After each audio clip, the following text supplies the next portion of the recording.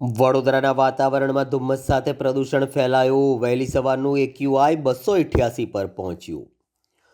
છેલ્લા 3-4 દિવસથી વધી રહેલી ઠંડી સાથે વાતાવરણમાં વ્યાપેલું પ્રદૂષણ જાણે અચાનક નીચેના ભાગે આવી ગયું હોય તેવી સ્થિતિ સર્જાઈ છે. આજે વહેલી સવારે વડોદરામાં ધુમ્મસભર્યું વાતાવરણ હતું, જ્યાં રસ્તા પર વાહનોને હેડલાઇટ ચાલુ રાખીને વાહન હંકારવાની ફરજ પડી હતી. સૂર્યોદય બાદ પણ જાણે અંધકાર વ્યાપ્યો હોય તેમ ધૂંધળું વાતાવરણ સર્જાયું હતું.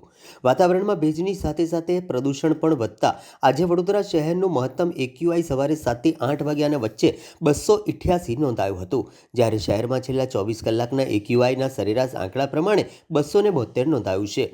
હેઝાર્ડ્સ હવામાનની શરૂઆત 300 એક્યુઆઈથી થાય છે, ત્યારે વડોદરા શહેર 300 એક્યુઆઈથી માત્ર 12 પોઈન્ટ નીચે હોવાને કારણે વાતાવરણમાં પ્રદૂષણે નવું સ્તર હાંસિલ કર્યું છે. એક્યુઆઈ વેબસાઇટના ડેટા પ્રમાણે વિશ્વના સૌથી વધુ પ્રદૂષિત શહેરોમાં વડોદરાનો ક્રમાંક 26મો છે.